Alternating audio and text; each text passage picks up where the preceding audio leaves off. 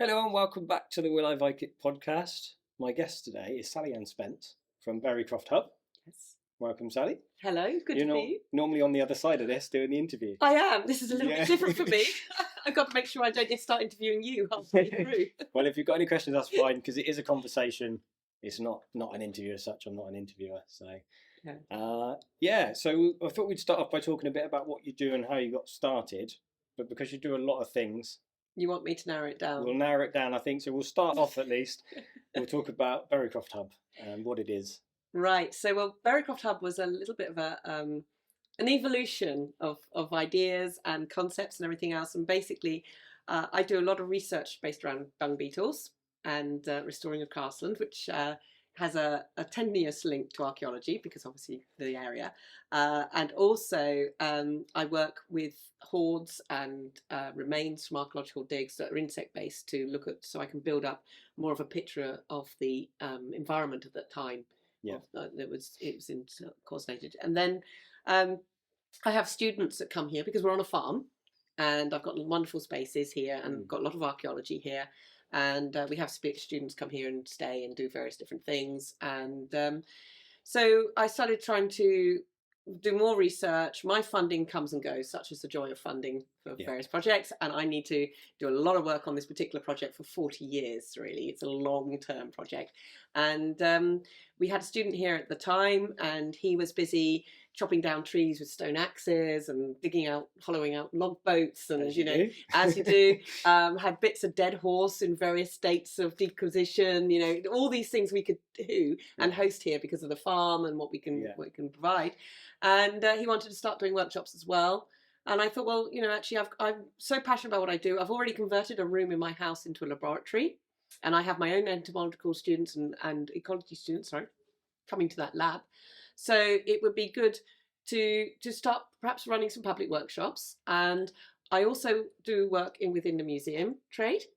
And I'm always a little bit sort of sad that when I walk around the museums, very often there will be something that says this is a replica of what these little bits would be like if you'd found it as the original thing, which is great because it gets people to visualize, because very often when they see tiny little things, they think, how is that a sword, or what type of sword if you just got these little bits. Yeah, exactly, and bits of pottery, And so there's amazing people that make these replicas, and they get their replica is in the museum. They've been commissioned and they've got their replica in the museum, but very often it doesn't actually say who made the replica. And with the students and other people that are making these replicas, and they're making all this stuff, this incredible amount of craftsmanship going into these things, and invariably those people aren't very well off either, and they love their craft, they're obsessed with their craft, and so they should be at the top of their game. And I thought, well, perhaps we do start running workshops here. And rather than just as one person running public workshops, we can run other workshops with other craftspeople, and a majority of the funds will go into their accounts, and some of it will come back to the hub, and that will help me fund my research. Yeah. So a lot of the research is done like that, and then as a result, over the years, I've had more people coming to the hub. I've got a very high bar of tutors, so they are incredible craftspeople. And they're teaching people how to make these replicas as well, and you can make swords, and you can do pots, and you can flint knap, you can do all these amazing things here. But they have to run a workshop through me, because you could be amazing at what you do, but you're rubbish at getting that across to other people. So it's really important I get that as well. And we've just had an amazing journey getting to know these people, and then I've been asked if I can do some living history media for museums, so I've been able to get people together, and I've also taken part in other people's projects to do that, and all sorts of things, and it's just grown and grown and grown, and we've had TV stuff going on here, and it's just gone bigger and bigger and bigger, and it's been great fun as well. And I've just built up a wonderful group of people, but it all started sort of doing this whole supporting students, and we still do support a lot of students doing various projects, and how I can keep a little bit of funding coming in for the research that I'm doing. So and we ended up on this journey. I know it's an interesting place. Like whenever I come here, you've got so many stories to tell about things you've done or things that are about to happen. And it is. Everybody knows that if they want to do something a little bit outlandish, we have the space and the enthusiasm to host it. I think that's important. And you know, I supervise students anyway professionally, and I peer review papers, and I have that academic background. But it's fantastic just to be able to say, yeah, you know, that's a brilliant piece of research. We could host that. Why don't we have a go at doing it? Let's see if it works. Yeah. And then I've done, you know, similar to yourself, go around and talk to people, and I've gone around and met incredible people and just said, oh, that's amazing. Would you mind if I just do a bit in front of camera? Because that's so cool. Can I share it with more people? You know, there's incredible people doing amazing things based around archaeology and other sciences as well. And I love it. You like shouting about it? I do. I do. You know, so many, you get these amazing people, as I say, you know, like yourself, you know, doing things. I mean, you've written books, you do the cookery courses here, you do all these amazing things. Yeah. And you know, you are sometimes quite shy about what you do, and I want to tell people that you're incredible. Modest. Yeah. You're incredible what you're doing, and I think we don't celebrate. Everybody has imposter syndrome. People don't celebrate themselves enough. And I'm not saying in a big-headed way, but there are incredible people out there, especially with this replica making craft skills and things like that. And they're just not shouting about what they can do and the quality they're doing it at. And their replicas are in our you know, museums and places, and then they're not. You know, they're not just doing, and in this day and age, it's all social media. It's all about shouting out how amazing you are and how good your product is and all this sort of thing. Yeah. And these craft people are just quietly working away, you know, in the background, and it's just nice to give them a little bit of. I wonder what it would take to get museums to actually credit. Some museums do, and they are doing it more now. Yeah. But I have been around. The thing is, Neil Burridge does swords and things here, and he'll say to me, "Oh, I'm somewhere like the Isle of Man. I was on the Isle of Man recently looking at dung beetles and things," and he said, "Oh, Isle of Man, yeah." I said, "I've got a sword in their museum." And I cannot go anywhere without going into a museum. I'm a complete museum fan. Yeah. And I went into the museum, and there, sure enough, was this beautiful bronze sword amongst all these little bits of broken sword from a hoard or a dig or somewhere. Yeah. But it didn't say Neil Burridge. Now, to be fair, though, that is bronze sword. It doesn't degrade. He'd done it for the museum absolutely years ago. Yeah. And they just put it in their display. And, of course, it stays like that. And over time, probably they've forgotten who made it potentially as well. So it is coming in more. Museums are doing it more, and I think it's really important. And also the makers, you know, getting them to be proud of what they're doing. You know, Neil's got stuff Stonehenge, British Museum, all over the place. Yeah, and he's really quiet about it. And it's just like, no, you know, you can't be quiet. You got to say you are an amazing craftsman. Yeah, you know, it's fantastic, and we give them space to do stuff in. We had a student here who wanted to learn bronze casting. He'd seen Neil, he'd seen other people, and then we gave him somewhere he could just be in a space and just work at learning his craft, just doing it over and over again until he got it right. And that's great to be able to say, yeah, you know, we helped you on your journey, because not everybody's got the space that we've got. Yeah. So you can do all sorts of things here.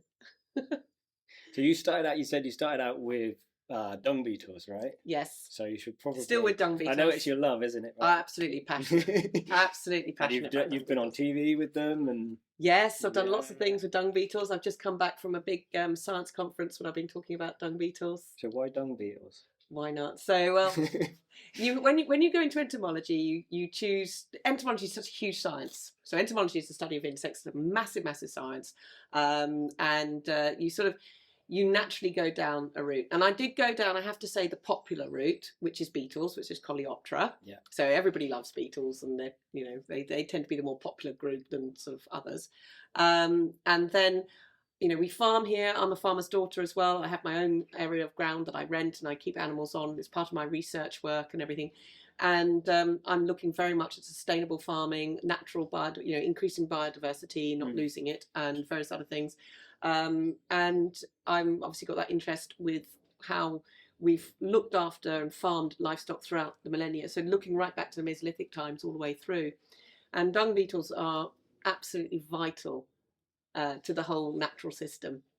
And so I've sort of gone down this whole route of getting into dung beetles because it just works for me. Yeah. And I guess does their presence sort of indicate a healthy ecosystem? Absolutely, yeah. Well, I can tell you, I can take this whole podcast over now. So to put it into context, we have dung beetles in the UK. Yeah. You don't see them very often because we don't have the rollers, and everybody thinks of dung beetles. They think of those ones rolling the dung, and we don't have them in the UK. So ours live in it or under it, and that's because they have less competition for the dung. So when you said dung beetles, I was thinking of the rollers. The rollers, everybody thinks of the rollers, yes, yeah. Everybody stopping the safari jeep, jumping out. David Attenborough's there as well, everybody's excited about them. So ours are smaller, we're Northern Hemisphere, so our insects are smaller, although we have door beetles that are sort of, that sort of size. And what they're doing is they're doing a whole host of ecosystem services and ecosystem engineering. Right. So they make all these amazing holes into the ground. Some of them, the size of my thumb. That helps compaction, aeration, water infiltration. They break down the dung, taking it into the ground as well, eating it and everything else. So they're doing all that carbon sequestering as well. By getting into the dung again, break it down quickly, stops the methane production in the dung because it's not able to ferment.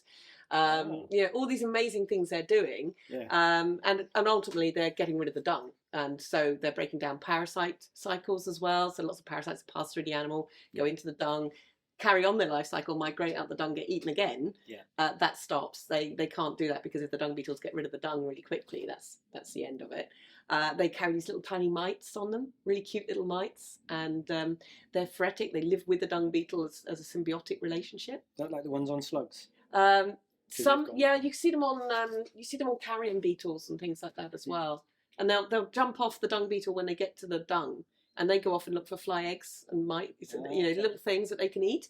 And then there's less competition for the dung beetles, and it also reduces all the flies that are pest species for the cattle or sheep or whatever.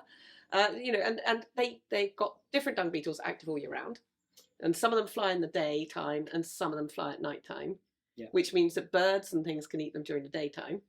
And at night time, bats and things can eat them. Right, yeah. And you get a real good relationship between earthworms and dung beetles as well. So they're affecting everything in the soil as well as above ground. They're just awesome. And in Australia, so you've done it now. So in Australia, they introduced all these cattle and sheep. Yeah. And the dung beetles in Australia, the native dung beetles in Australia, only eat marsupial dung. So very few of them wanted to touch the cattle and sheep dung. Yeah. And then they had this massive build-up of dung, which meant that they had to use more land to graze the animals on as well, because you had this pasture fouling scenario. And the massive, massive increase in flies, buffalo flies, and I can't remember the other ones, hide fly. And you've got the Australians with the corks around the hat, all these flies. And it was crippling the whole industry. Right. And so they actually went out and they collected dung beetles' eggs from around the world in suitable places that would be able to survive back in Australia, bred them in captivity, and then released a couple of generations later because you've got your biosecurity. Yeah. And they now support the entire livestock industry out there. And I've spent years studying dung beetles, and we don't have lots of data on them. Well, we do, but we don't because they live in dung. They're not like moths and butterflies. People don't get as excited about them. A lot of people didn't know we looked at them. Nobody wants to shuffle through dung, and also you might get trampled by a cow or something.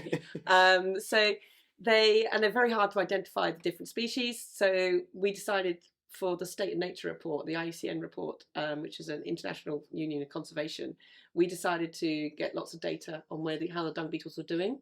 So we're using museum data, and we were using other data. And I spent 6 years going all around the UK looking at dung beetles and looking at farming from the Orkneys all the way down to Scilly Isles, from the Isle of Man across to Jersey, Ireland, everywhere, Northern Ireland and things. Saw loads of archaeology, absolutely loads, because dung beetles their mecca is undisturbed ground, just grazed, ideally by native species or something like livestock, and that's often on archaeological sites as well. So it was just. So you're too interested. Yeah, dung beetle all day. Yeah. And again a bit at night, and then in my breaks I'd be checking out the latest, barrow or something that we got in the area. Yeah. And of course, up in the Orkneys, amazing, and on the West Coast Islands, the archaeology is stunning, and Ireland and places. And then so then that data came back, and when we've collected pretty much the data in the time period we had, found out that basically just over 50% of our species of dung beetle are either extinct or seriously threatened. And that's really, important that we get on the case. Like I said about Australia, we can't afford to use them, and there's so much of our wider biodiversity, our farmland birds, our swallows, swifts, all these things. Everything eats dung beetles. They get the lizards, frogs, toads, snakes, I'm sure, owls, songbirds, raptors, badgers, foxes, hedgehogs. So many mice, there's so much that eats dung beetles above and below ground. They're really, really important for biodiversity. So what's killing them? Is that climate change? Right. So what's killing them? So loads of things. And the one thing that everybody overlooks, and we cannot overlook it, is the removal of livestock. Because if you remove livestock from the ground, that's the end of the dung beetle. That's extinction. So this ties into my other question. I know I did question beforehand. Well, it's that thing. If you remove the livestock, you remove the habitat, because these dung beetles only live in the dung where the animal has deficit, and that's because they're such an ancient group. So they're from the last ice age and before. We've got evidence of dung beetles in dinosaur dung. But there's a slightly different group than we've got now, but they were still dung beetles. But they, from the last ice age, we had these huge herds of reindeer and things, moving around the country, browsing areas, grassland and everything else. And they were a huge part of that. They're recyclers, decomposers. They're really important in the ecosystem. So we've had these species for a long time. But so removing the livestock means that we don't know how far they fly particularly. So, and we've put roads everywhere. And insects can't always get past roads and through roads. So we cut the place up with roads. We remove the livestock, so the habitat becomes less and more fragmented. It's harder and harder for these beetles to get round. Their genetic diversity drops, and we start to lose them. Then they get climate changes affecting them, tiny things, so climate affects them. How we manage our livestock, a lot more livestock being kept inside over winter and inside generally, and that's, again, it's habitat removal, because you've got different species active all year round. And then it's a biggie, the one that everybody knows about because it's published about so much, is the use of treatments in the livestock. So they're anti-parasitic, parasitic ivermectins. So they're wormers and things. And they're using them for the animal welfare, and those chemicals are still active in the dung, and that's having an effect on the dung beetles. But it's a very, very difficult thing. You can't get rid of all parasites. You and I have got parasites right now. Probably not as much as the Viking poo in Nordvik. He had quite an assemblage of things going on there. But we also everybody. It's part of a healthy system. Parasites are part of a healthy system. But when you have a build up of parasites that affect the growth and the welfare and everything, then you will treat them. We do it with our cats and dogs. People flea treat. We children.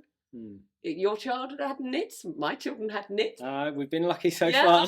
We had nits, so we have a shampoo, it's medicated shampoo that will have treatments in it. All this sort of thing. It's an insecticide basically, and unfortunately. So how do you get around that? Because if you've got the dung beetles, I'm assuming you don't treat the cattle like that. Yeah. So here's a different system. So I'm working on the ground. I've got several different systems in place. And I'm researching how we can get around it. I have to make money at the end of the day to be able to pay the rent, to be able to keep the whole thing afloat anyway. And when I'm talking to farmers, it's really important that they also have to make a profit. That's their livelihood. So by having that sort of full system here, is quite important. I have been able to show that you can do various things. I've got one site that's really exciting because as we got the dung beetles up in numbers, we've also got a massive increase in really rare plants and other insects and all sorts of things. So that's incredible what's happening up there. And we're literally restoring Cocaris grassland, which is a really rare habitat, at a phenomenal rate now. And that's great. But what we're trying to do is play with ideas of management plans, how farmers can reduce the use. They want to reduce the use. These chemicals, are expensive. If you don't have to use them. If you don't want to use them, exactly. So we're working with breeding plans with the animals, and all sorts of different things. I want to see livestock in the countryside for my dung beetles and all the other wildlife it supports. But it's how you can manage these chemicals and how you can use them.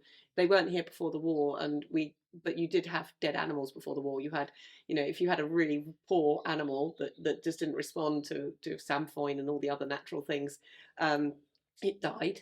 Mm. So you didn't breed from it. Yeah.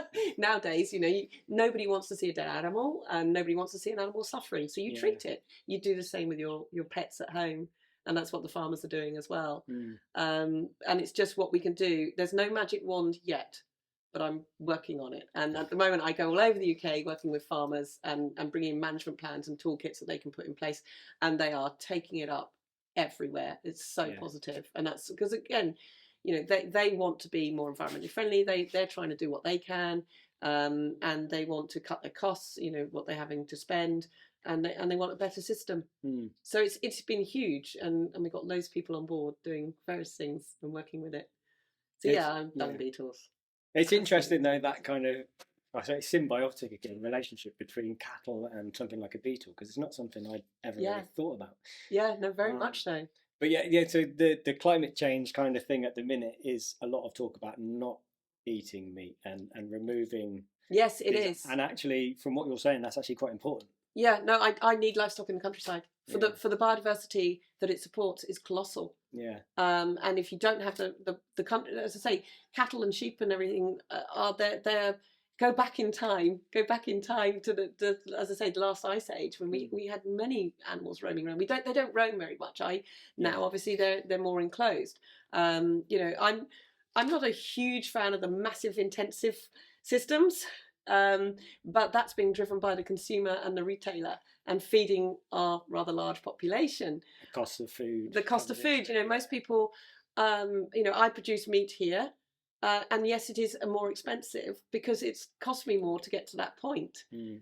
And I'm trying to sort of, you know, I'm extensively grazing rather than intensively grazing. So I need to get more money from less animals almost. Yeah. If that makes sense, for the whole system to work. And a lot of people, you know, when it comes to feeding a family, especially now in this crisis we're in now, you know, people are they're not necessarily going by taste. They're not necessarily going by what's got, you know, the behind of that production of that piece of meat or anything. They're going by price. Yeah. And who can blame them? Really, food is so expensive now. Food is really expensive, and the food I'm producing is good food, really tasty food, ethically produced. It's doing, you know, it's part of the research. It's doing an awful lot for the biodiversity. We're showing what it's doing and how we're getting this massive increase of biodiversity. But it's more expensive, and I completely understand why that is a problem. But it's incredible things going on. You know, we've got this piece of land it had a grassland on it before, but they were quite commercial sort of lay, what we call commercial lay, so Italian ryegrass lay, which is one that you can plant in and everything. And then we've removed all the fertilizers and all that sort of thing. We took off the cows that were on it, and we put that were more continental based, and we put on native cattle. So we got Dexters and we got belted Galloways. We took out all the fence lands, and we've got like a 200-acre block, and then I've got another 70 acres next door to it. Because when the bull comes, I can't necessarily have him in the same area and everything. Yeah. And then there was a very small population of a special dung beetle, Onthophagus durrenii, which I'm particularly passionate about, and I can say its name. I like it because they're very complex names as well. Yeah. And I wanted to study how this dung beetle moved around. We know that it's very sensitive to nitrates in the soils. We know that it's very, very sensitive to various treatments that you put on the animals. And we've changed. We use drones quite a lot to monitor the animals because they have to keep an eye on them all the time, because obviously to be in advance of any problem. Yeah. Any animal that continues to hold a parasite burden has to go. It can't stay here. We're breeding off things that don't, you know, lots and lots of things we're doing. But what's happened is the plants have started to change. As the dung beetles moved around, they got more dung going through. We had more earthworms. We started getting molehills. Got moles going everywhere. The cattle are moving up on the hill.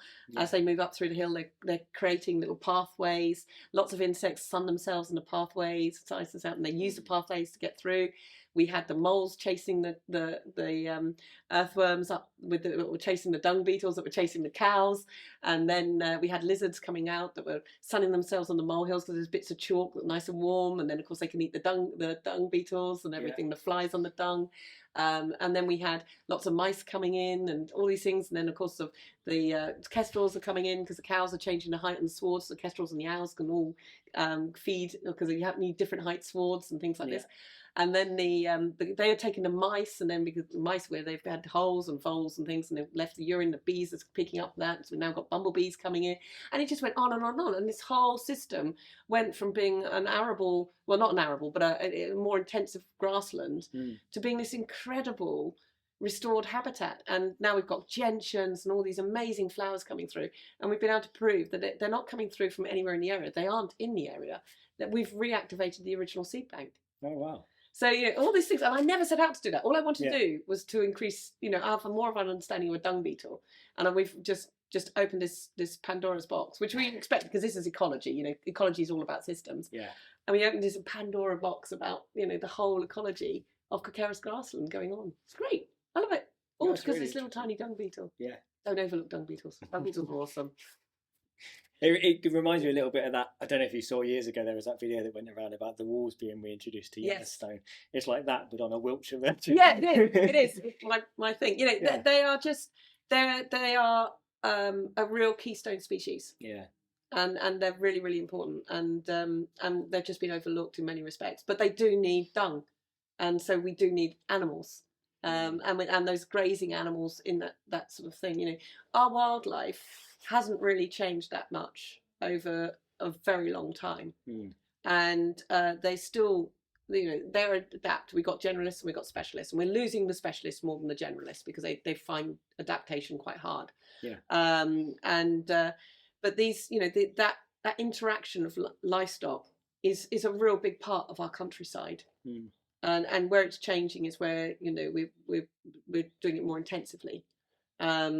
And you see these feedlots, they're not in this country, they're in another country. More farmers in this country are much more in things like organisations like Pasture Fed for Life and all these different organisations where they're trying to do that. And I'm from farming family, and I farm myself and everything, and I'm also an entomologist and ecologist, and I do my archaeology and everything. It just all comes together because it's all part of the land you're on. People have lived here for a very long time. Stock has been here for a very long time. The wildlife we've got on the farm has been here for a very long time. So you start, working with it, farming with it, and but it is driven by price. Unfortunately, we people just can't afford really expensive food, and food is fundamental. And then you say you need the money from the cattle to keep your project going as well. Keep the cattle project going as well. Yeah, we do. Because I need to understand so much, and it's not a 5-minute thing. And the data from this goes into policy and all sorts of different things. And didn't you say it was 40 years? Yeah. So how far in are we? I am, well, not far enough. I am 23 years into the project. A little over halfway. Yes, and I'm halfway through my life now. So it's like, ooh. I've cancelled dying. I've got too much to learn. The one thing that science does to you is just teach you need to learn more. Same as archaeology. As soon as we think, oh, this is a time period this happened in, somebody digs something up somewhere that changes it all. And invariably it's like, oh no, actually they were doing that much earlier. And that sort of thing. And I'm so lucky here. I've got a Mesolithic site. We are literally meters from a Mesolithic site here, where I've been picking up little cores and microliths and things like that. We've got Neolithic sites, we've got Iron Age, we've got burial, we've got all these incredible things. People have lived and farmed here for a very, very long time. So it's quite exciting. It is, yeah. So as we've talked a bit about food, yes, and as it's a food podcast, a lot about dung beetles. I didn't bring any dung beetles today, but what I did bring is some wild garlic, which I picked locally. Wow! From our secret spot. Our secret spot, yes. I picked it on the way here, and I thought I'd show you how to make some garlic fritters. Oh, I'm so up for that. I've got some hazelnut patties with me as well. Yes. Which I made yesterday for a video. If anyone wants to know how to make them, check it out. It's on YouTube. So we can have some of those and make some garlic fritters. Definitely. And then I've got my questions for the end. You've got your questions. Your questions. Yes. Oh wow. Well, I must admit, you were here cooking with it, of course, the other day. It's probably 2 weeks ago now. 2 weeks ago, yes, and there was some. You were doing hazelnut fritters then? No, hazelnut. We did a version of it. Yeah, they were a little bit different. Yeah. So the ones I've got with me are more like the ones that are in my cookbook. Right. And the ones we did on the course, we used malt extract instead of honey. I completely forgot there were butter in them. Forgot my own recipe, but they still tasted good. They tasted amazing. They weren't quite as sweet as the honey ones. The honey ones are sweeter than the malt ones. But I think malt extract is often one of those forgotten sweeteners. People don't seem to realise. I didn't know what it was when you got it out. I was curious as to what it was. I thought it was. Well, I basically didn't know what it was. I thought you'd be using honey, and then you got this other thing out, and I couldn't place it. And then as soon as you did it, molasses. Yeah, molasses. Yes. Things like malt loaf. Most people know malt loaf. Yes, used to squidge it. Yeah. The other thing is, I've been asked in an interview before, oh, I didn't know they had that. But then they realised afterwards they thought I was talking about yeast extract, so Marmite. Oh, yeah. No. So very different things. So well. No. No, it wouldn't. But they're also made from brewing, so I guess they're connected. So we got lots of evidence of brewing? For brewing, yeah, beers, ales. I mean, there's references in texts as well. Yeah. Even in stories like Beowulf, you've got the Great Mead Hall. Because we have wild hops here. Do you? We have wild hops, which you were saying you can eat the tips. You can eat the tips of them. They're a bit like asparagus. Could we make beer with our wild hops then? There's no reason why you couldn't. Yeah. It's a little project, isn't it? Experimental Obviously, archaeology. If they're wild, then you don't know what kind of because when you put hops in for their acidity, yes, and for their preservation, and obviously with a wild one, you don't know what they call the alpha acids. Right. You don't know what they'll be. Whereas when you buy a commercial hop, you've got like a level. Getting geeky now. Yeah, we like that. They come up on a scale, so you might have like 4.2%, and you can go up and get like more bitter hops or less bitter hops. So with your wild ones, it would be an experimental approach. You'd have to just brew and see what happens. One tip I had from a mead maker recently was to make a tea first. With anything you want to add to making mead or anything like that. Anyone that's watched it will have already seen, because it would have gone out already. But essentially what you do is you make a tea first, and then you can experiment with how much of something you need to make it stronger, weaker, how long you leave it to sit for before you use it. And so it might be worth picking some hops. I think we have to do making that. Cup of hop tea for science, obviously for science. Yes, and just to get an idea, or if it was me, I would just go for it. Well, I trained a couple of my cows as oxen to pull a Arnage ard. As you do. And a couple of years back, we grew a trial plot of einkorn and one of emmer. So I have this plan of ploughing some ground with my ard, with my cows, planting some of this homemade seed from the emmer and einkorn. And, I'm sure we can do something with that. That would be quite good. That would be fun. Wouldn't it? Yeah. And we've got to think about how we harvest it and do it. Or authentically? Well, I think so. Yeah. It'd be a shame not to use that opportunity. It would. It grows really, really tall. We grew this einkorn and it went ridiculously tall. And it can't have the sniff of nitrogen. Because if it has the sniff of a nitrogen, it just goes right up and then it just goes flat over, and you've got ergot and moulds and all sorts of problems with it. I don't want that. No. But it really showed how they got a crop. From my mind, it showed that they got a crop that they could use as thatching. Yeah. And they got the grains that they could use for their breads and everything else. So you'd have to pick it before it collapsed? You'd have to, definitely. You don't want it going down. Because then you've got the problems with, moulds and things. Yeah, that's where the witch hunts came from, because they have got ergot, didn't they, and things in there. Yeah, things. So they're all poisoned. And I don't want any of that lots going of hallucinations. Yes, exactly. None of that going on at Berrycroft.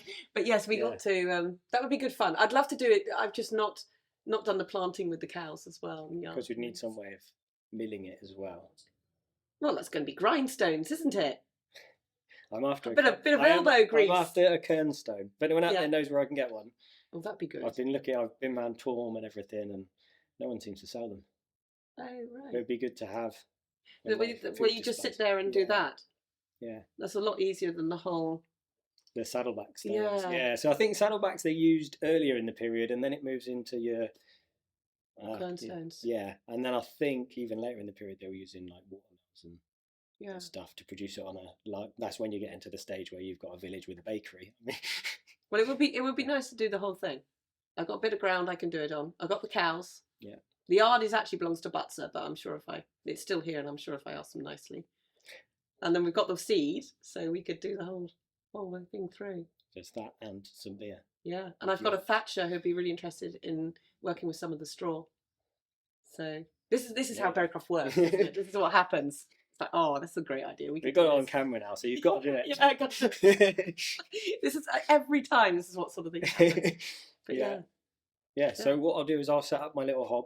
Mm-hmm. We'll cut, so you guys don't have to watch all that boring stuff. And we'll cut back in a minute, and we'll start making fritters. Brilliant. Yeah. Let's go for it. Right, so we're going to make wild garlic fritters. If you want the full recipe, I have got a video on my YouTube channel, but I'm going to show Sally how to make them. Wow. And right, so we're going to start off. We've got some lovely fresh wild garlic, which we mentioned before, picked from our secret spot up the road. It smells amazing, doesn't it? I should probably warn people to be sure you know what you're picking before you pick anything. This was in amongst we had lots of ivy growing in amongst it. And because you get Norton Ladies, I was going to say Norton Ladies grows in it, doesn't it? Yeah, which so say people think looks the same. I think it looks completely different. But if you were just grabbing handfuls willy-nilly, then you might end up with something poisonous. So do be careful, guys. And obviously forage from the local supermarket. Aha, yes. Some spring onion. Brilliant, right. Some solid onions. We need to finely chop all of that. Okay, right. Chop it with this knife? Yes. I'm gonna interview you now. Tell me about this knife. This looks amazing. That is a knife that was on a guy called Tom Bainin, the blacksmith, who I know you know. Yeah. It was on his website for over a year. Oh, really? And it kept, calling me, I suppose. Yes, I've got some of his knives that have called me as well. And then it was sat there, and then after a while I was like, it's got to have gone, I'll check. And it was still there. And so I sent him a message. So I've only recently picked that one up. That looks like a bone handle. It's based on a knife from Jorvik. Oh, it is. I didn't bring my other knife with me, but originally I bought a smaller knife that he was selling at the same time. It's fatal, isn't it? It's fatal. His craftsmanship is amazing, and I love that he does all the replicas again from archaeological evidence, doesn't he? The other little knife I've got was really cool. I was wandering around Jorvik Museum, and someone was like, "The knife I've got," and you could see it with the bits missing, where it had obviously rotten away from being a wooden handle. Well, I do a little bit of reenactment. Something else I do is a little bit of reenactment, and is that the size we're chopping for? Yeah, that looks good to me. Yeah, and. Tom's made an amazing 12th century little eating knife that I've got, which is gorgeous. And then, of course, he makes other knives that are just gorgeous. And before I know it, well. Can you ever have it? Well, I've got a sword habit. I've got a dagger habit. I've got, it's come the zombie apocalypse. I'm sorted. Yeah, I'm sorted. Yeah, he'll post stuff up, and I've got a Jorvik folding knife as well. Oh, have you seen the Roman knife he's done with the hair and the hands? Yes. Beautiful. Yes. Right. Still going. Still got my fingernails as well. I did wash my hands. We were talking a lot about dung beetles. I just wanted to point out that I have washed my hands. That's always good. Yeah. Not handling dung beetles. Not handling. Yeah. Yeah. There's so many other things we haven't mentioned yet, because you were saying in between that we haven't mentioned your headdress, so we're going to have to show that. Oh, yes. At some point after we've done the fritters. Yes, so I'm a bit of a replica maker myself, because you can't be surrounded by all these incredible people and not have a little bit rub off on you. Did it make its debut at Beltane? It did. It's been to at Butser. At Butser, Beltane, which is an amazing event. Right. Onions. Same thing with the garlic. Okay. Finely chopped. I love the smell of wild garlic. It's such a smell of spring, isn't it? You hear the first bumblebees, smell of wild garlic. I just love it. It's just, I love foraging and everything. Obviously, you've got to be careful you don't take everything, and you respect, get landowner's permission and all this sort of thing. But which is really important. But the foraging is basically fresh food, isn't it? It's as fresh as it comes. Fresh food that's farmed. Yeah, not being produced in any way that's detrimental to anything, and goes back to the whole environmental thing again. As long as you're not stripping an area. Yeah. Same with berries. You want to leave berries for the birds as well. So absolutely. It's really important about leaving, because that's the only food they've got. You can go off and get other food, but that is literally the only food they've got. So it is about not taking everything. But it just Such fresh stuff. Foraging's great. I love foraging. Right. So, bring out my fancy pot. Mm. So we need to make a batter to put this in. Okay. We just... I'm getting lots of lovely smells already from the garden. Good. We need like smell-o-vision. Yeah. So we've got 1 cup of flour, which can go in. Right, 1 cup of flour. Yes. Need about 1/4 cup of beer. Now I'm looking at that cup. I'm not familiar with the size of that cup. So I would have said about half of that cup. Half of that cup of beer. So that means there's another half left in it. It does. You're gonna have to Oh, that's a shame, isn't it? Right. Oh, have I gone over? We'll see. We'll see. It should be okay. And then we've got Right. 2 eggs. 2 eggs.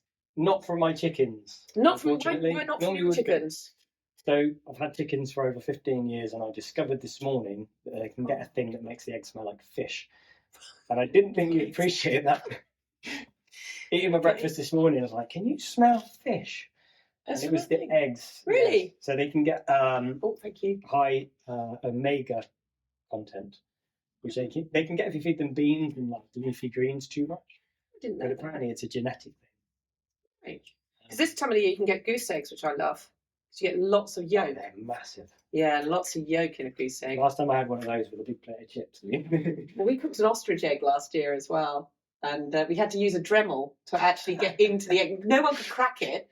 And also, I didn't want to damage the eggshell too much because I want to make it into little beads because we got lots of really prehistoric beads from Africa and things all made out of ostrich shell. Yeah, so I wanted to do that. So I wanted to be very careful. So we Dremeled open our egg, opened it, and it was just the whole frying pan with an egg. And I ended up having to make an omelette with it because it just wouldn't cook. What do we do? Shall we use a whisk? I got my tavar there. So is that the top of a Christmas tree? It is. You see I've got to do this. Yes. So top of the Christmas tree. It's called a tavar in Norwegian. Probably badly butchered my pronunciation there. It literally means mixing. And most people I gather have them in their kitchens even today, even if they're not using them. Right. Yeah. I mean, evidence-wise, I don't think there's an awful lot about Viking age. There is one find, I think, from the 11th century, from the what's it called? There was the pass. I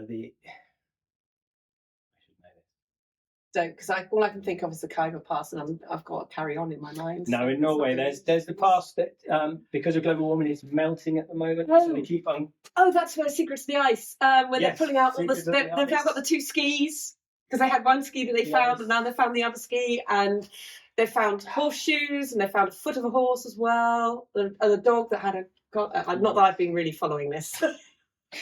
So they found something like this, right? But it had a sharp end, and so some people think it could have been used as a tent peg. Okay. But other than that, it's exactly the same as this. And the word tavar, I believe, comes from an Old Norse word. Yeah. So these are plausible. You'll see them a lot in reenactment camps. A lot of people have them hanging up in the tent, and they hang things from them. Mm-hmm. So it's a multi-purpose.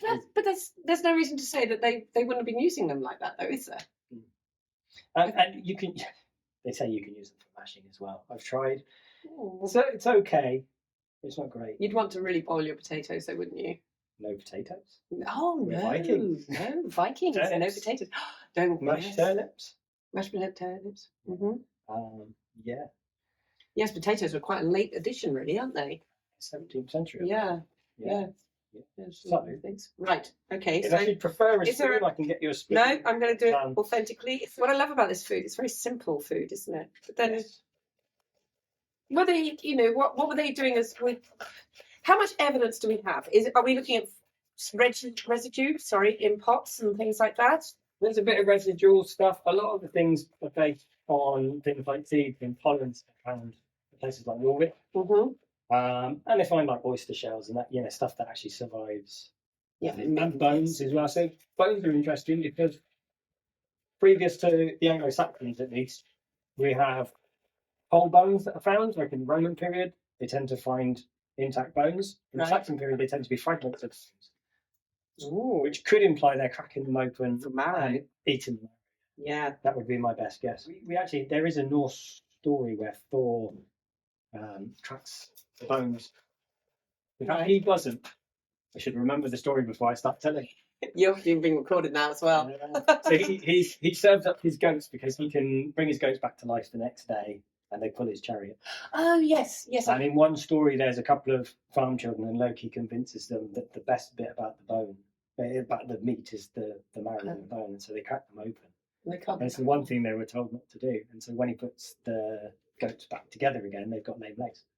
Oh, right. So I mean, it's a story. Yeah. But we had a student here doing some experimental archaeology that was looking at a really, really ancient site in Germany where they found horses that had gone out onto the lake, fallen through the ice, and had come back and had floated. It's very, very early site, and the horses had floated back to the shoreline, and the young foals had all sort of bobbed away a little bit.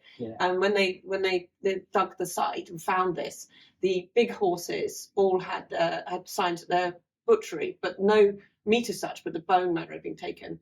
And they think what happened, it was a really, really cold time, lots of predator pressure, which is why the horses ended up out on the lake ice. And then they'd obviously decomposing and floated, and that's why they bobbed around. The little ones are lighter, so they bobbed further away. And when the hominids had come across them, or humans, I think it's a Mesolithic site actually, had come across them, they had all they could salvage, and they were obviously hungry as well. All they could salvage was the bone marrow inside the big horses, because the flesh had started to rot, but the bone marrow was still good to eat and obviously highly nutritious. So. I don't know, but we had bits of dead animals to did a bit of experimental archaeology with that. It's amazing what you end up doing. So you've actually done that? Yeah, that's quite smelly. Quite a smelly piece of work. I'd still be put off by the rotting meat, even if I wasn't using that bit. Yeah, it was in experimental conditions, I have to say, and yes, risk assessments and all the rest of it. But yeah, it's quite an interesting piece of work. But it's interesting because I also talk about dung beetles. Hate to bring it back with dung beetles. But there's one area up in Northumberland, there's a herd of cattle called the Trillium cattle. And they're wild, the only wild herd. The herd's actually been split. There's a residual herd now up in Scotland, but they're the only wild cattle. And there's potential at the moment, they think that these cattle might be to do with Vikings. When the Vikings came over, walked over with them. So it's been an exciting piece of thing. So they're definitely chomping away on beef and everything as well. Right. This is thickening up now. It's got into pretty good. I think we've got rid of most of the lumps. It's just done a really good job, hasn't it? Wow. So it does what it's intended to. It really does, yeah. I think is that good? That looks pretty good to me, yeah. Stuff? So next job is to mix in the spring onions. Ooh, before I forget, because we all like a bit of salt in our dinner. There's every chance they were out foraging as well. There's no reason why they wouldn't be foraging for wild foods as much as for farm foods. Yeah. I mean, presumably you didn't have the money for certain things, you could go and supplement your diet. And they're eating seasonally, locally sourced, seasonal food. They're storing their food. Producing. That's really important. I mean, now they probably had far more flavours and better flavours than we do in a lot of our cooking today, to be honest with you. There's another interesting thing as well, is that we know what ingredients they had based on the evidence. But does a leek today taste like a leek from 1,000 years ago? Yeah. We already think that they were eating beetroot, but probably for the green and not the bulb underneath, because that was developed later. Okay. So there's that change of use. So then were leeks different? Were carrots different? Well, probably were. We don't really know, do we? Because if you look at some of the heritage seeds you can get, like they do lots of trials at the RHS and seed banks and all this sort of thing. I know I bought some because you can buy heritage seeds now, can't you? Yeah. To grow for old crops, and they do taste a bit different. Yeah.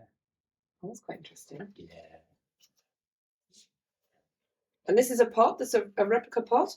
That is a replica pot of a Viking find made by a company called Knott's Pots. Knott's Pots. Yeah, she's usually at Arm if you go to the artisan reenactors market that we have in March and November. Yeah. She's always there. I think I bought some Tudor pots off her actually.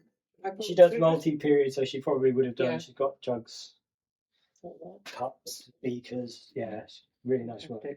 Right. So this should actually be hung by a rope over the fire. Okay. I don't know if you remember, but on my last course I did that, and the rope snapped. Yes. Yeah. So if anyone knows how to stop ropes from snapping on these pots, luckily I was holding it when it snapped. Otherwise, it would have fallen into the fire.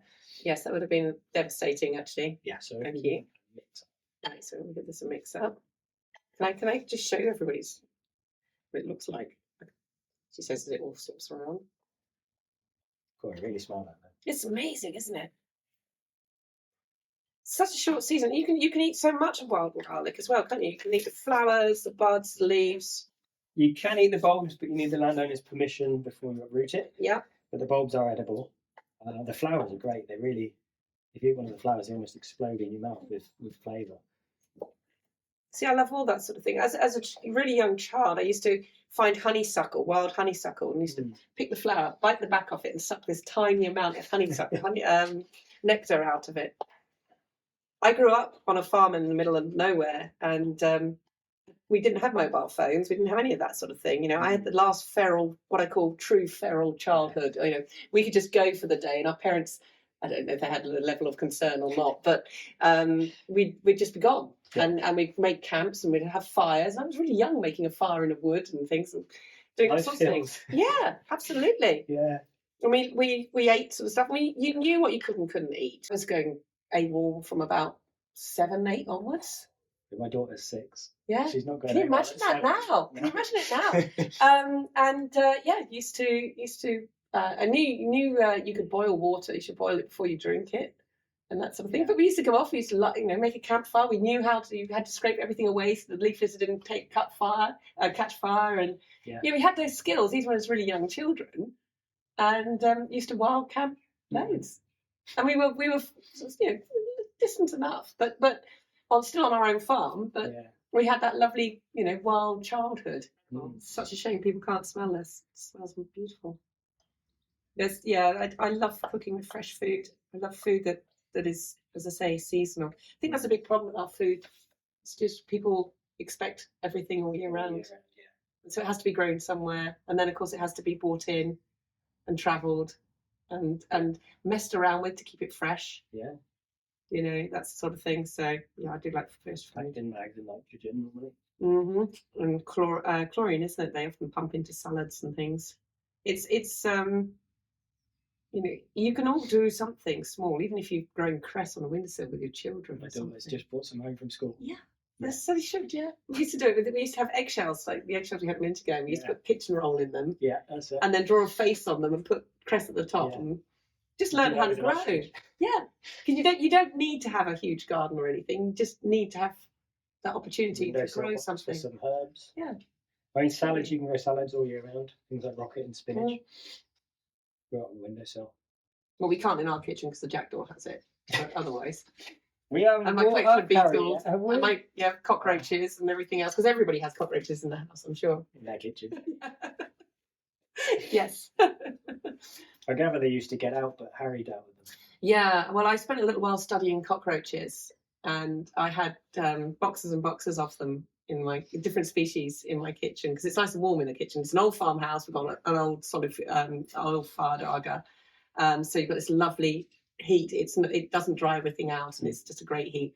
And I used to breed lots of insects. I used to go into schools teaching about insects as well. So I had this huge amount of colonies of cockroaches on one side of the room. And then I had mantises and giant lunar moths. I also had owls at that point because Harry Potter was a huge thing. Yeah. A friend of mine runs a raptor rescue, and she was overrun with owls. People had gone out and bought owls for their children because you could buy a barn owl really cheaply on the internet. Yeah. And you need an A10 for taking out to public and things like this, different licensing thing, but just for as one as a pet. And ridiculous. And of course, so she was overrun. So I ended up, and we had an owl that was hit by a car on the farm. So we brought him in, and he had to have an operation on his wing, and then he had to stay in the aviary until we knew he could hunt for himself and all this sort of thing. Then the aviary I connected to the house, and so I had 2 owls, Sarah and Spook, that were rescue owls, and then I had Alfred, who was the wild owl, who was going to go back on the farm, and we did successfully put him out on the farm. It was excellent. And I used to open the windows, and Spook would come in. But you had to be really careful because I was breeding all these giant moths at the same time. Oh. And an owl and a moth don't always make good living companions. And then I had all these other insects, stick insects, massive stick insects, all sorts, and all these cockroaches. And the cockroaches were great. And there was one colony that if you touch them, they get panicky and they set off a smell of rotting meat. And that's their defence. Yeah. So if you touch one, the whole lot just go poof. And my aunt doesn't like me having cockroaches in the kitchen. That sort of freaks out a little bit. And one day she accidentally just caught the edge of this stand that had these cockroaches on, and of course the whole kitchen just went poof into a smell of rotting meat for about 3 days. So yeah, That's not good. quite interesting. Yeah, but no. So any cockroaches that get out and appear in the kitchen, Harry will have as a little proteins back if I don't get there quick enough. Perhaps if we've got time, we can introduce Harry. Oh, we ought to. Harry's a big part of Berrycroft. Right. He's your logo and everything, isn't he? He is my logo, yeah. Yeah, so blobs of the batter. Right, so like that, yeah. And just try and leave a gap between each one. And that is literally it. I like simple foods. Foods. Easy to do. Because, I mean, this sort of food is very much, if you're a bushcrafter and outdoor, this is something you can do easily with the children. Yeah. It's really good. Yeah. One way to get your kids to eat their greens as well. My daughter will eat the flowers. Yeah, because when people go camping, they do baked beans. And there's so much more you can do. I think that was originally where I started branching out, was you go to reenactment and everyone's cooking sausages. And I went, I don't want to do sausages. Oh, I do, but I want to make the sausages. And so it's kind of built from there, really. I think that's really important to me. You know, we don't buy any. Oh, that's touching. I'll move it across a bit. Yeah. There we are. Let me just get a spatula because we'll flip them. We don't buy meat. You know, we produce all our own meat here. Yeah. Flavour and everything else is fantastic. We have vegetable garden. We produce our own vegetables. You know, yes, you do run out and have to supplement it from shops, but we're pretty food secure here. And the traceability of that food is obviously exceptional. Sustainably produced. It's great. It's how food should be. At the moment, we're very lucky. Because of my butchery courses, I eat a lot of this. Yes. Well, deer are a thing because we only really had red deer and roe deer. Yes. Originally, didn't we? And now we've got all these different species of deer. We have the fallow was brought in by the Romans. Yeah. Fallow were kept in pens. Yeah. So when the Romans left, so did the fallow. And then they come back again with the Normans. Oh, do you know what? I didn't know that. So the reason we know that is because I've got to get it the right way around here. So the Romans brought Western Mediterranean fallow. Mm-hmm. If I'm wrong, it's Eastern. But I'm pretty sure it's Western. Okay. And then the Normans bring Eastern. So from the DNA, we can tell the ones we've got now are not the ones the Romans have. So they do seem to disappear. Rabbits are the same. Romans brought rabbits. We've got no evidence that we had them during the Saxon and Viking times. They just disappear. The Romans, we've got Roman snails that are now protected species. We've got them on the farm here. We've got an old Roman villa. So are they left over from that villa? I don't know. As you do, we've got Roman villa just down the back. Is it whatever you say? Yeah. As you do. As you do. So we pick up the odd Constantine coins and things, you know, that sort of thing. I've got Young Archaeologists Club, actually. They're brilliant. If you're into archaeology and you have kids who want to get into it or, you know, anything, Young Archaeologists Club, amazing. We do things with them. And we've got them coming in a couple of weeks. They're actually going to be doing some surface find walking and learning how to do that. And then they'll come back to the hub and they'll wash all the stuff off. And then they'll learn how to categorise it and draw it and do everything. So that's the sort of thing we like. We love that. We work with every age group. That sounds right. Yeah. I think so. Let's have a quick peek. I did turn them down. See, I'm starting to cook underneath. Getting a bit hot. But... I've got Queen Bumblebee. It's Ombrous. She's looking for somewhere to start. She's woken up. Smell the garlic. Yeah, she's looking for somewhere to start her colony. I was up in Scotland a little while ago, and I was, as you do, looking at various different things, and got involved with some a little bit of work they're doing up there with the wildcats. And you know, they were saying there's all this money going into bringing these animals back into our ecosystems, the beavers and everything else. But we're losing things. Well, I'm losing insects, like, you know, everybody's losing things. But the wildcat, we're losing Scottish wildcat. And the biggest reason we're losing it is the genetics, because they're breeding with feral cats and domestic cats. And we're losing our Scottish wildcat, which is our only cat. You know, unless you believe the stories. Well, yes. About black cats. There's human, everything running around. Yeah. I did see the other day there's trying to think where it was. Was it near Bath? They found some beavers that are successfully. They don't know where they came from. They will be, because so there's people. You can have a private collection of animals. Yeah. There are people who have private collections of very exotic animals. They're all licensed and everything else, but that goes on. And I know that when I was again doing the dung beetles, I had to look at dung everywhere. And I've looked at worked with yak. up in Scotland, and all sorts of different things, and rhinoceros down at the wildlife park. I think it was all sorts of different animals and things that people, and not just zoos have got. I always wanted to have a ostrich of my own, and I was going to call it Bantam. So, have that running around the garden. They're quite destructive in your garden, but you need a dangerous animal license and all sorts of things. So, and I'd be useless. I mean, I've got turkeys. We thought we'd do our own turkeys. Yeah. So we knew exactly what they were being fed. We'd look after them, make sure it's all good and their animal welfare, everything would be fine, and then we'd kill them in time for Christmas. Yeah. And that's fine. And I've plucked turkeys for people's Christmas, for Christmas and all this sort of thing. So it'd be no problem. Well, we named them. We only had 2 of them. Naming them's always a bad. Yeah, Mistletoe and Tinsel. And then the fox got Tinsel, and that left just Mistletoe, who was now really lonely, started to bond with us, and bonded with me, ended up being like a guard turkey. So, and yeah, basically 8 years later, Mistletoe sort of died of old age and never got onto the plate. So, yeah. Those look pretty good, I think. Look at that. I was going to say, if I put them down there, and then you can put the rest of the batter. Ooh. Do you think I can get my son to eat these as well? you eat vegetables? He does. He's very good. Very good. He's one of these annoying people that can just eat whatever they want, will not put on a tiny ounce of weight. Just making sure I turn that the right way. We'll end up with it too hot. I always think it's smoky. My children don't quite realise. Well, they do. I think they do appreciate. They've had some most amazing people come through, and they've gone out and met people and had things happen here that are a little different. It wouldn't happen anywhere else. No, there's something goes on here. Yeah. And we love it. And I've cultured that as well. I encourage that. So we've done various TV stuff. We've done various experiments. We've had incredible people come here. Had a friend the other day, because I work in so many different fields, and as I say, people come here. We're a little bit off the beaten track, but not too far. Yeah. And the first thing I'll say is, "Oh, stay. We've got a spare room. Stay." In the summer, we'll get the fire pit lit. We'll go and sit outside and discuss what you've been up to. And I've got all sorts of different. We had a wildlife forensic veterinarian who deals with primates in Uganda, I think it is, somewhere, and ended up. Oh, it's just brilliant. Our kids are exposed to all this stuff. They're so lucky. I'm so lucky. Sounds like you need to write a book. I've been asked if I'd write a book, but I don't know where to start.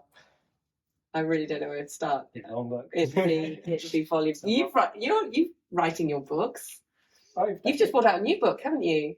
Yeah, about 6 months ago. And that's so it's less Viking. That's Eat Like a Halfling. Eat Like a Halfling. So it's a bit. I'd call it fantasy food, but a lot of it's based on old-fashioned recipes like pies and.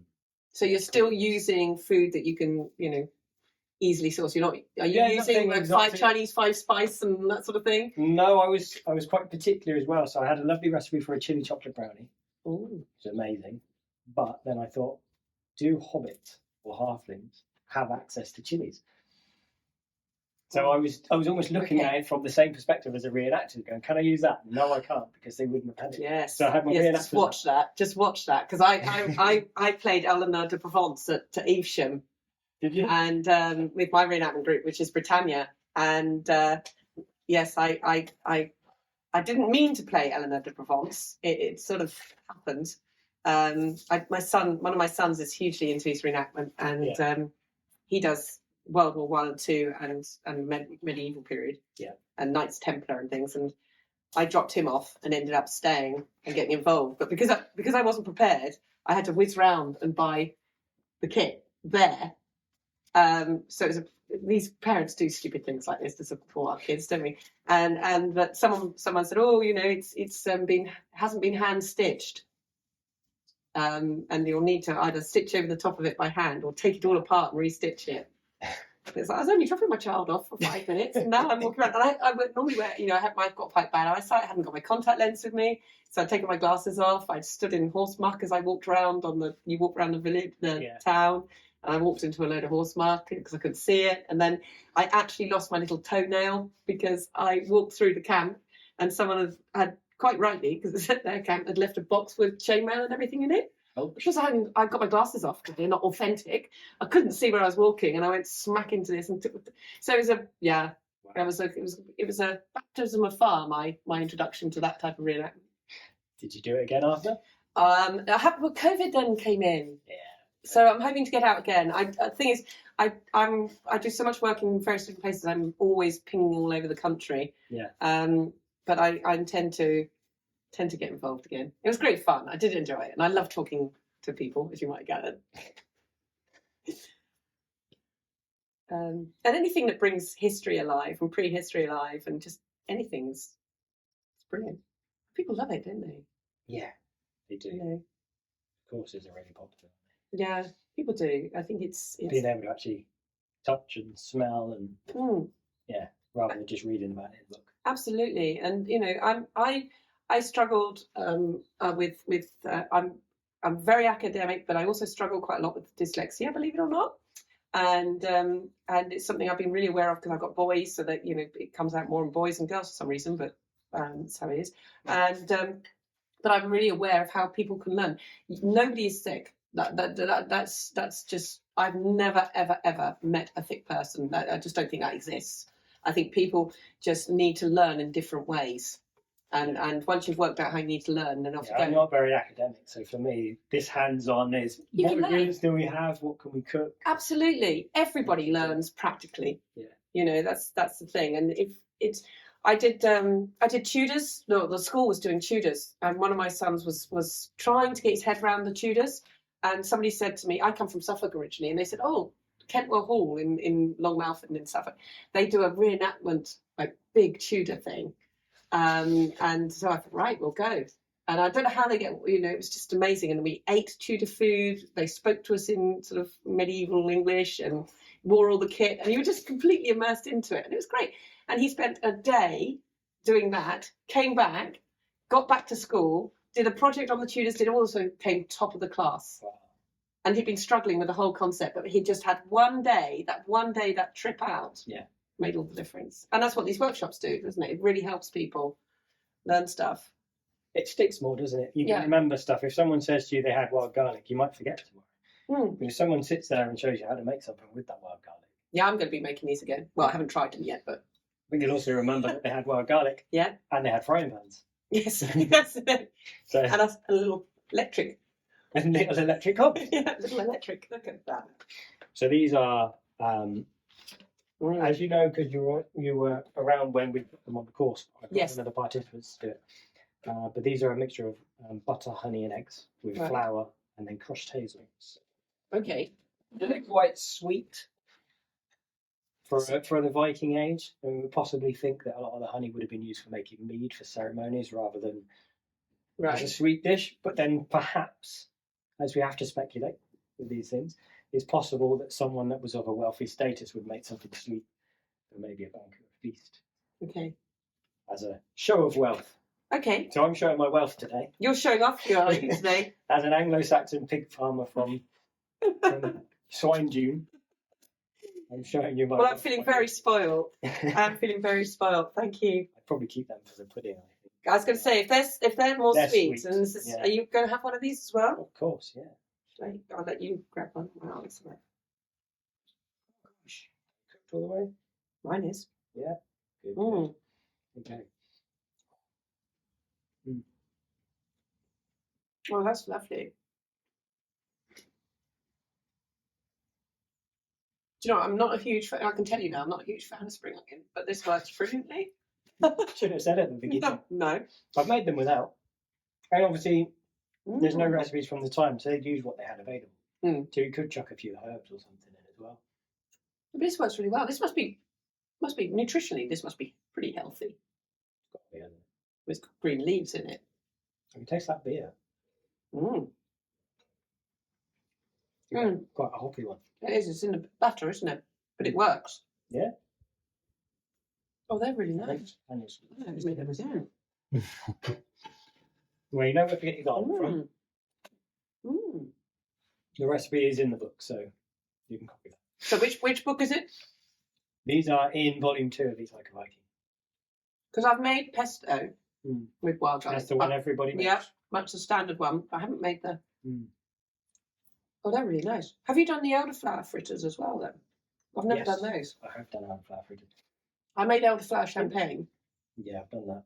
Nettle beer, which exploded all over my car. Oh, usually it's the elderflower champagne that explodes. No, nettle beer combusted on the M25 with me. It was quite an exciting story in itself. Go on. Just another one of those days. And slow gin. Slow gin. In fact, any spirit-based thing I can make quite well. I did make some barley wine once, which was like moonshine, and I think nearly blinded everybody.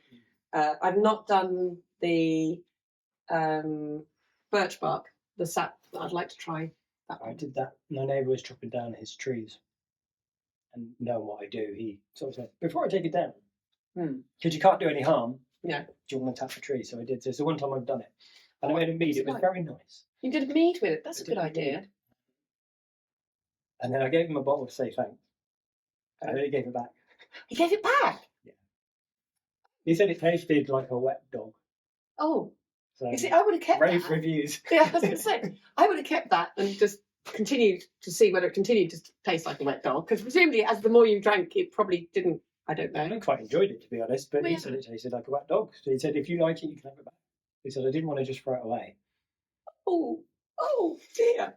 Sorry about that. So not everything I make is. Oh well. Well, can I try one of these now? Go for it, yeah. So I try one of these, right? So these are the. Gosh, they're nice. Because we have hazelnuts in the hedgerows. We struggle quite a lot with the hazelnuts here because we have the squirrels. They'll always get them first. Yeah. Usually, I found at home is you have to pick them whilst they're still green. Before the squirrels want.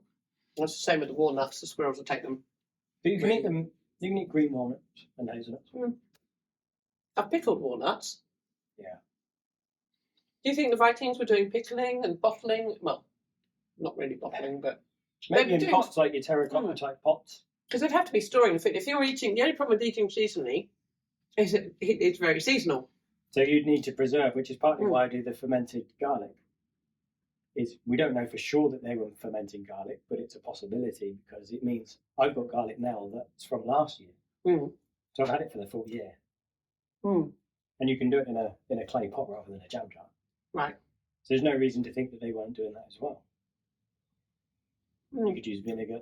They would have made vinegar from apples. Yeah. Cider vinegar. Cider vinegar. Yeah. You can brine things as well. We can dry things as well, can't you, as well? Yeah. Another way of preserving stuff. There is actually quite a lot of ways of preserving. Smoking things. Yeah. And they would have needed to utilise all these possibilities. Salt you're probably going to have to buy from someone. So you might brine things rather than sort of fully submersing something in salt. Obviously takes a lot of salt and gets wasted. But if you brine it, you only need a small amount of salt.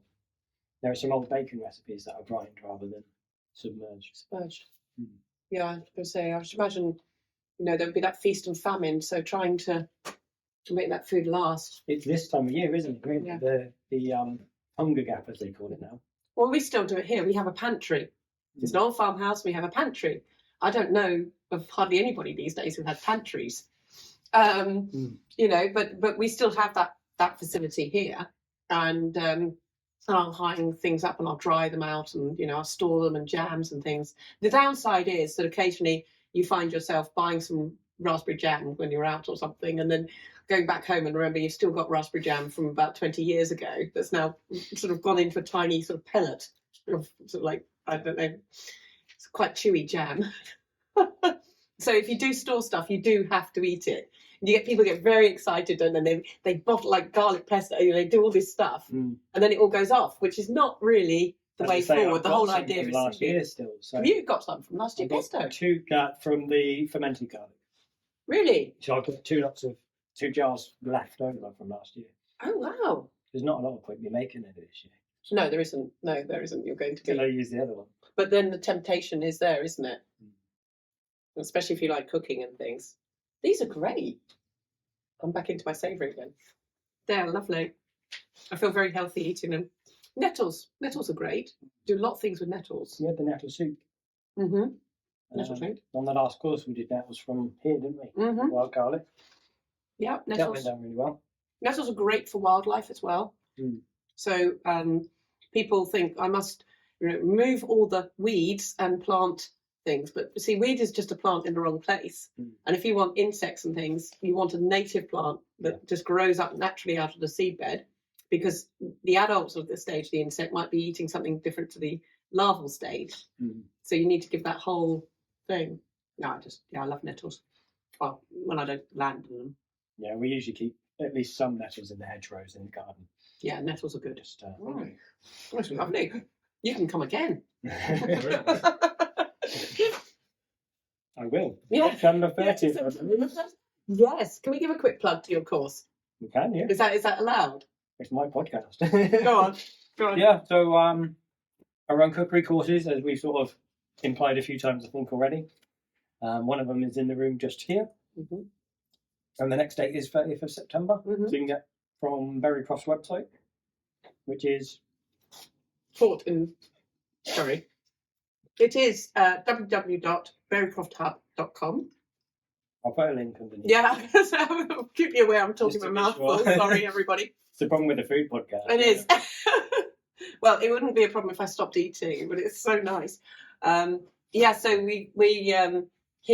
I've converted the old dairy that's part of the farm, because it's a really old farmhouse. So it was the time when the animals were still part of the farmhouse. Yeah. And they would have just been bringing in a couple of cows and milking them and putting them out, and there's a shed above it. And that's now, obviously, as time's gone, it's been encompassed in the house. Now I've turned it back into something of its own. And so we've got the old dairy that's converted into the laboratory and the indoor classroom. Then we've got the space that we're in now, which is what was known as a cart lodge. So literally used to keep the carts in here from the working horses and things. And that's a great space, because we put hazel wattle out, and we've got a half in, half out space, which is quite handy for things. Yeah. And then the stables next door. It sounds very grand. I'm sorry, I don't mean to make it sound as grand as it is. If you got here, I got a little bit overexcited in there. They still look like stables from the outside, but we got planning, and we basically, I've taken down the old breeze block walls and things. Well, they weren't old because they're breeze block walls from inside, which was a labour of love. I was out there with a kangaroo hammer, a suttling torch, disc cutter. I've done everything myself pretty much. I've had friends who come in and help me. I can't say I did it all myself, but I certainly put quite a lot. It's a bit of a passion. And now that's a lovely big barn, and we use that space. And you go in there. So even if it's raining, because it's got all special stuff in the ceiling and the roof. So even if it's raining, we can go ahead, or we can go outside. We've got areas outside we can do stuff in. You should probably say this is near Swindon. Oh, yes. We didn't mention where we are. Yes, sorry about that. Near Swindon. So we are up on the Downs. And if you are really keen on your archaeology in the UK, you will know about the Ridgeway and Uffington White Horse Hill and Wayland Smithy. We're pretty much located next door to those. In fact, you can just walk out of here and go straight up onto the Ridgeway. So we're really nicely located. And then, of course, you've got Stonehenge, just over half an hour away, Avebury, West Kennet. Yeah, there's loads. We're lousy with archaeology here, just lousy with it. It's everywhere. Yeah, it really is. I've got to eat all of these. Yeah, they're great. Just lovely. They're so simple, aren't they? I love the fact that this is so simple. You can do it as an adult. You can do it. You can go away with some friends, get the camp stove going, impress them with your little bit of wild cooking. Yeah. Because who's the tree branch? Exactly. I mean, who's not impressed when somebody turns up out of the gang with a whole load of wild food and sits there and does something, cooks something, when everybody else is thinking baked beans, sausages. Yeah. So that's great. And this is something so easy to do with children. Yeah, very easy. And I think that's really important, that a child could easily, under adult supervision, obviously you've got a knife chopping way. I've left my 5-year-old with it. You have to give children a little bit of danger. When she wants to help if I'm chopping apples to make apple juice. Mm-hmm. So we've, with a lesson, with the bridge, and she's had a go. And that, from what we were talking about earlier on, in fact, we produce our own food and very much on the farm here and everything. That's so important, that you have that connectivity with your food. Yeah. Where it comes from, how it's produced, and what it tastes like when you harvest it. All that sort of thing is something that people are losing in their food. Whereas Vikings and other people in history, in prehistory, they would absolutely know and value food. And you just pass on the knowledge, wouldn't you? Which is why there's no recipes, because you just go, right, we're making this today, and you just pass it on as. I don't think a lot of the time. I don't think people value food, which to me is a shocking concept. Especially when you know how much it takes to grow it, and from a farming point of view, it's a shocking concept that people waste food and don't value it, and will buy something because flavour and taste is not the most important thing. I know we were talking earlier on that it's a hard time, especially at the moment, and not everybody can afford different types of food, but we've got used to having food that isn't tasty. But these fritters aren't expensive food. No, this is really cheap. There's eggs, flour. All right, we put beer in. You could use water or milk. Mm-hmm. As long as you put some liquid in there, then anything would work. So you could make them relatively cheap if you've got some wild garlic growing. Yeah. So as long as you know what you're picking, then pick away. I was hoping if I'd had time, I don't know if it's up yet, but you can get 3-cornered leeks, which are a bit like a wild onion. Yeah, I haven't seen any. They grow up near us. Not Viking. They're an invasive species, I believe. Right. So pick away. You've made acorn coffee and things as well, haven't you? Yeah. Your acorn coffee. Yeah. It's bringing in all these elements of things that they had access to and just deciding what might they have done with it. It's just experimental archaeology, as they say. Which we love. Experimenting with things. We love that. Thing is, like, we know they had frying pans. We found frying pans. Yeah. So what did they cook in? Yeah. Everyone thinks of boiled food and stews and soups. Okay. So why do they need a frying pan? Yeah, that's true. That is true. Potentially. I mean, there's no reason frying eggs. Yeah. I can't believe that we invented how to fry an egg. And then you've got things like in the leech soups, there's an omelette, sage and pepper omelette, which is more for its medicinal purpose. Right. But at the same time, if you're going to make an omelette, you need a frying pan. Yeah, that's true. Unless you're going to do it on a rock. Yeah, I've done that. I have done that on because we used because I do Neolithic sort of reenactment as well, and of course you use hot stones for boiling water and things like that. When I was up in the Orkneys, we saw loads of it. Well, there's evidence of it around the UK, but I saw a particularly large amount of evidence of it in the Orkneys. It's making use of what you've got, isn't it? Yeah. Really, and how you can cook it. Cooking. You need a vessel, ideally, something to cook on, don't you? So source of heat. Yeah. You can't keep reinventing the wheel. I'm sure it works. Fire works. It's just you got to know how to cook on fire because sometimes you can cook something and the next day you cook it, and because it's a windy day, the fire's not as hot, and so it can take longer. Yeah. To cook something properly. It's definitely a skill. Definitely, and you can use a tiny fire and do so much with it. I've done it before, where I've had some pots from Graham Taylor Potted History, and I've had beakers, Bronze Age beakers or things. No, it wasn't Bronze Age; it was Neolithic, so it wasn't a beaker either. It was a bowl, and I've had that resting in the warmer embers and constantly turning it, and that's cooking quietly on its own. I've had strips of meat over the top, sort of always drying them and smoking them and things like that. And then I've got, I've had other stuff coming in that I'm cooking closer to the fire, further away and so on. And you can cook a massive meal in many different ways over a very small area of heat, actually. It's just that how you're using it. Yeah.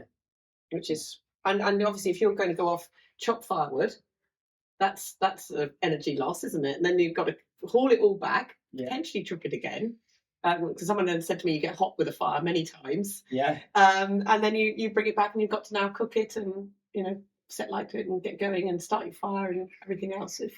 It's not something, it's not a resource you particularly want to waste, is it? No, not at all. That's lovely. No, I've enjoyed this. It's great. Podcast with food. So there are 6 questions that I ask everybody. Because this is quite a long episode, so we should probably start to wrap it up. Should we do it? I was going to say, do you want to do that with Harry? Should we do it with Harry? Because the course guys are gone now, so shall we go over? Let's go over into the lab and have Harry with us. Yeah, let's do that. We'll leave the food here because Harry might. No, we've got to leave it here because I'm going to keep eating it and I can't talk my mouth. Okay, so we've moved inside quickly because we've realised we've been talking for quite a while. But there's a couple of things that we did want to bring up. So one you might notice is the elephant in the room, or the jackdaw. The jackdaw in the room. In the room. This is Harry. Hi, Harry. He's not quite a raven. Not quite. It's a little bit. I know it's springtime at the moment, He's a bit frisky. so behaviour is a little bit tense at the moment. And he's one of your rescues, isn't He he? is. He was a Yeah. day-old chick that fell down a chimney, and I reared him thinking that at some point I'd have other jackdaws in at fledgling stage, because often we do, Yeah. getting people's chimneys, and nobody came in that year, so Harry was all on his own, and imprinted on me. Yeah. Doesn't speak jackdaw. Is frightened of big skies and big places, and basically it's now a house jackdaw. So And very briefly, because we're running out of camera time, I think, but I know you said he's a bit of a handful. he's a huge handful. Turns up the kitchen. Absolutely. These are wild animals. They're not pets. Don't go out getting a jackdaw to be a pet. Do not do that. This is circumstances that Harry's ended up with us, and now as a responsible person, I've got he's not able to survive outdoor away and wild. How long do they live? About 18 to 20 years.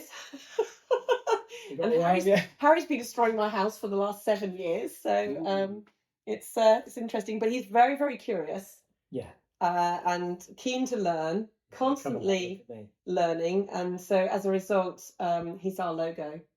He is, yeah. Yeah, he's the logo. So it's important that we mentioned him today. Yeah, very much so. Aren't you? And you said before he keeps your cockroaches under control as well. Yeah, he keeps everything under control. I've got geckos as well, and he'd quite like to eat those if he got half a chance. I got beetles that live in a tank in my kitchen, all sorts. And he'd quite happily eat everything, wouldn't you? Yes. And he didn't like it during COVID because there were no packed lunches and things like that. So yeah. So most people that come to Berrycroft get to meet Harry. Yeah. Don't they? So yeah, we couldn't go without mentioning. No, we couldn't. And the other thing we couldn't go without mentioning is in the background here. Yes. We've got your headdress that you recreated. I think we did mention it earlier. I forget what we were recording. Well, we've been chatting for ages, haven't we? So this is an artist. So this has come from an artist's impression of a headdress that a lady would have been wearing. It's a shamanic burial. They think it's shamanic. It's a Mesolithic burial from Germany.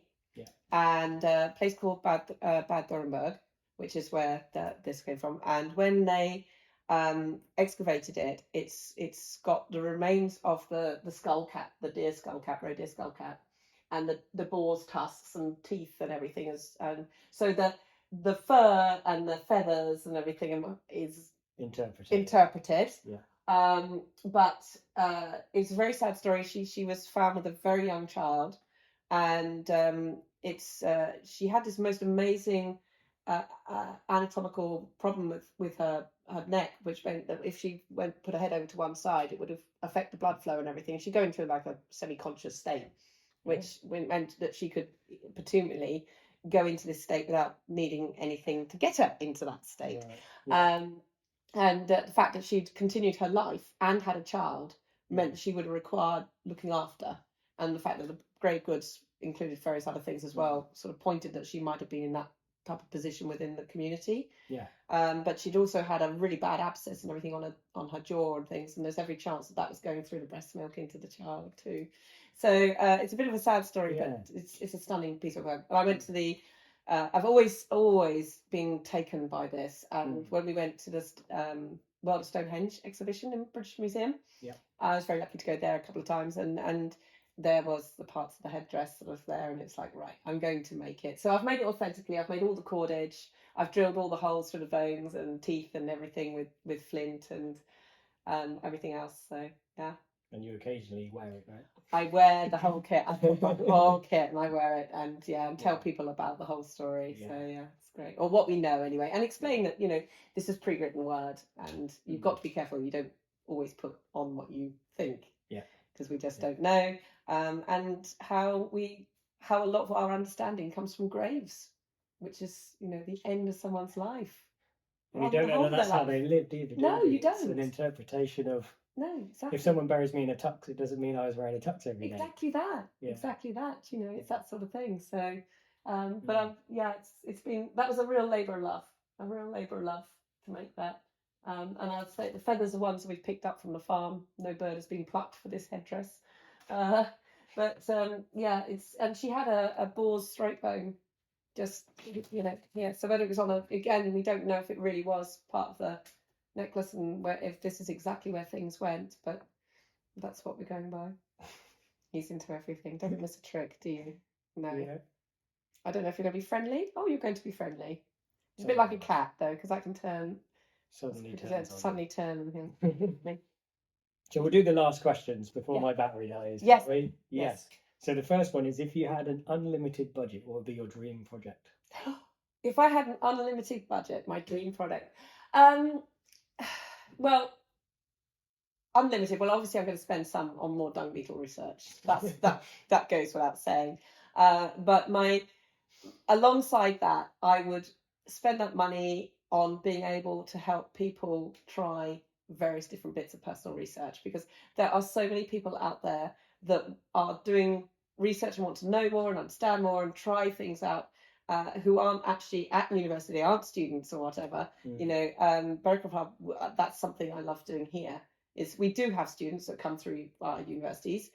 We also have people that just want to try something and they're thinking about it. And we talk about amateurs, and we talk about professionals.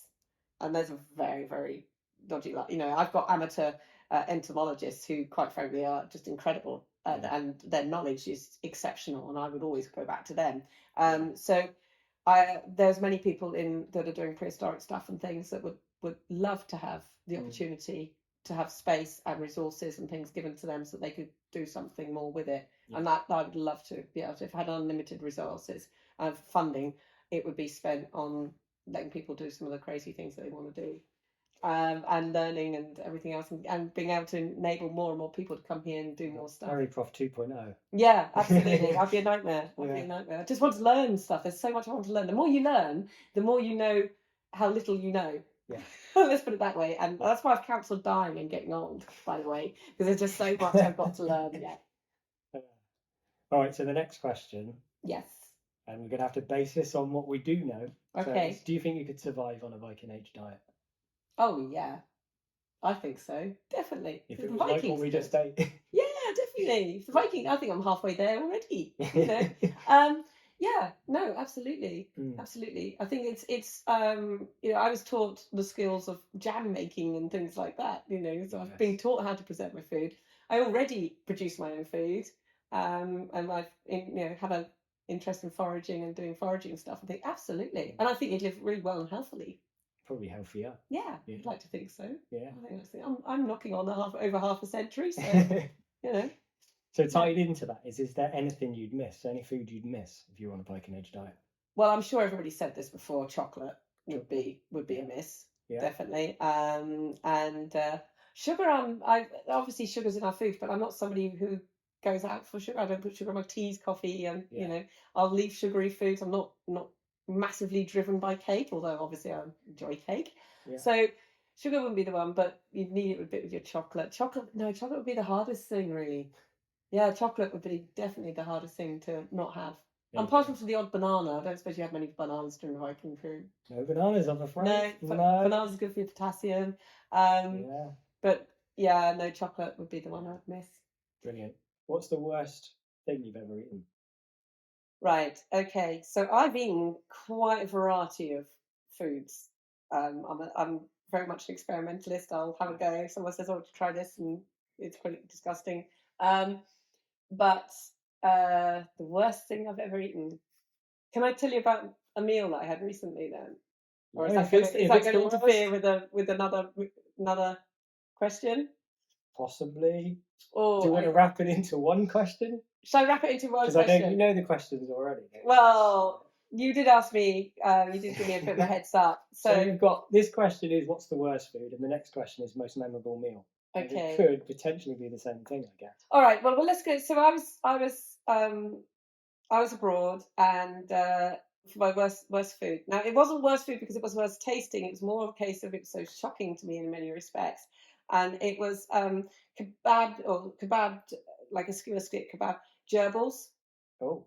In a country where they've got lots and lots of gerbils, there's like rodents. They were either gerbils or rats or something. Anyway, they could have even been rats. They were rodents anyway. Rats would be bigger. Gerbils are quite small. Yeah, but they were being cooked. And the Either way. skins. Either way, and Skin. I'm eating. You know, when I go abroad, I'll eat what everybody else eats, what the native indigenous people are eating. Yeah. Then that's 9 times out of 10 going to be a lot healthier and safer to eat as well than demanding chips or anything. And also, you're just mucking in, so you just get on with it. Yeah. And there was these rodents on sticks that they're cooking, and as they cooked, the skin retracted. And rodents have very long teeth that are always growing, as we were talking about earlier.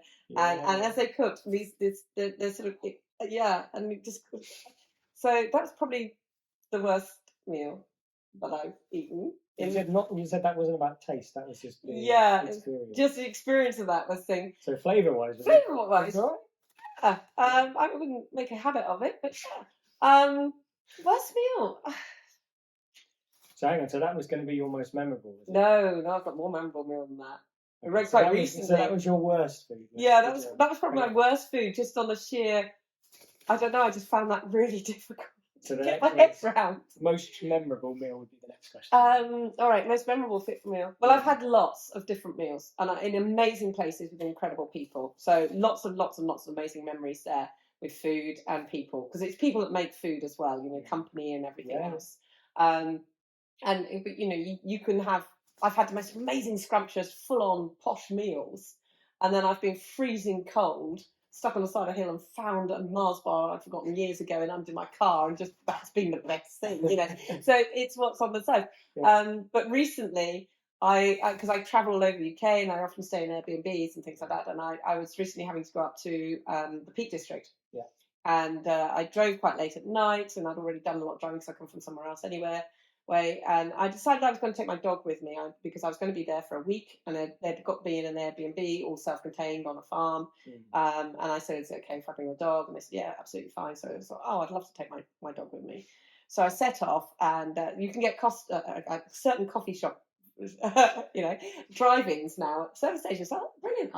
That's great, because I don't need to take, I can't leave the dog in the car, and I can't take the dog into the service station. So I'll have a couple of these coffees as I drive up.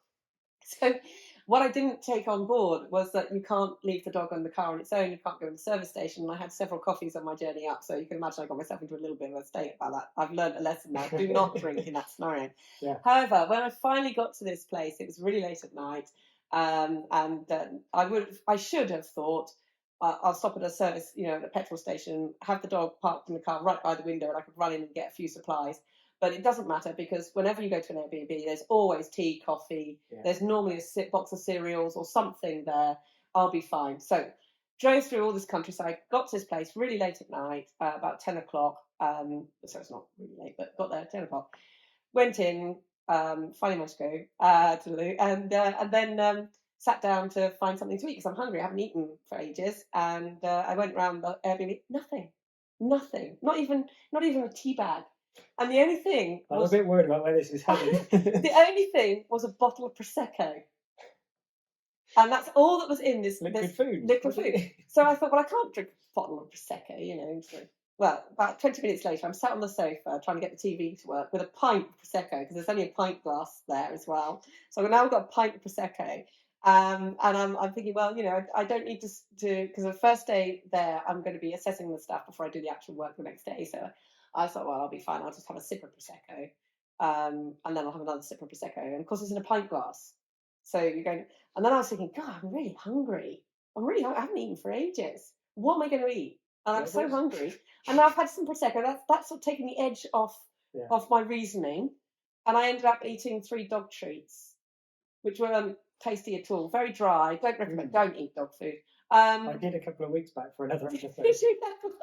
The worst food. But these are those shapes, and no, that didn't go down very. And what was really annoying is the next morning I went out in my car and found a bar of Lindt chocolate. I couldn't believe it. Should have checked the car. Should have frisked the car before I went in the house. I was a bit worried because of the gerbils before. There was this bait box. Yeah, went out. Yeah. Always try and make sure if you're foraging where your food's come from. Yeah, absolutely. So no, a bottle of Prosecco and 3 dog treats was quite up there in memorable meals. To be fair, I couldn't remember that much next day. Right. So the very last question for you. Okay. Is you've died. I've died. Right. Your family and friends are preparing your grave goods. Brilliant. Yeah. What food and drink do you get to take to the feast in Valhalla? Okay, well, definitely some of my own beef from the Got farm. me, hasn't it? That has to be. Yeah. That would definitely be the way for me on that front. They can throw in a few vegetables from the garden as well. I'll go for the full Sunday lunch. And then for the drink, it would be gin. Gin is my weak spot. Yeah. Yeah, I'm afraid. And now there's so many gins. I was going to say, is there a particular gin that you? Well, I do like slow gin. Yeah. Classic. Yeah, slow gin. But there's loads of different gins. And there's I'm just to be honest with you, wherever I go now, I seem to get a bottle of gin. And I did something really, really clever. I didn't realize how clever it was at the time. Somebody gave me a bottle of gin because they knew I like gin as a thank you present for doing whatever I'd done for them, and I'd put it at the end of my table. And I have students and lots of other people, and people come on courses that you all stay and all the rest of it. And someone had spotted the gin and thought, oh, she likes gin. So they'd come and they'd bought me a bottle of gin. And so I put that on the thing. And then I left them at the shelf at the end of the kitchen. And then as more gin arrived, it's now become a gin competition. So students and things come and they try and bring me a gin that nobody else has bought me. And of course, there's been this explosion of gins. So you could probably bath in the amount of gin I've got. So actually, just open up my coffin and just pour gin in. And I'll just pickle myself from that. But yes, no, gin and I don't know, am I allowed tonic water in Valhalla? Because I don't like it neat. I guess you can. It's your choice. Yeah, no, definitely a nice side of beef and gin. Gin and tonic. Yeah, gin, definitely gin and tonic. Perfect. Right. Where can people find you on social media? Because we did your website earlier. Yes, so I'm on Instagram and Twitter, Facebook, all these different things. You will either find the place as Berrycroft Hub, and it's in various different states. But basically, if you put in Berrycroft Hub, you will find Berrycroft Hub. There's only one. There's only one, and it'll always have the Jackdaw as the logo. And then I'm on social media as Sally-Ann Spence again, so you will find me, which is basically a combination of many interests. Basically, when you get to that, I don't do any personal social media really. No. I'm sucked dry by social media. Just can't cope with anymore. And actually, we do have so many people here. This is such an open house and everything else. I keep my actual personal life quite personal. So yeah. Brilliant. Well, thanks for coming on. Thank you. Thanks for your time. Thank you. I said we'd take an hour and we've taken several. We have, haven't we? Yes. Thanks for watching, guys, and I'll see you on the next one. Bye-bye. Bye. If you enjoyed the show and want to hear more, remember to like and subscribe and give the show a rating. You can also help keep the show going by becoming a Patreon, where you'll get early access to all episodes. Or check out my range of merch on my store. Links are in the episode description. Thanks for watching. If you enjoyed the show and want to hear more, remember to like and subscribe and give the show a rating. You can also help keep the show going by becoming a Patreon, where you'll get early access to all episodes. Or check out my range of merch on my store. Links are in the episode description. Thanks for watching.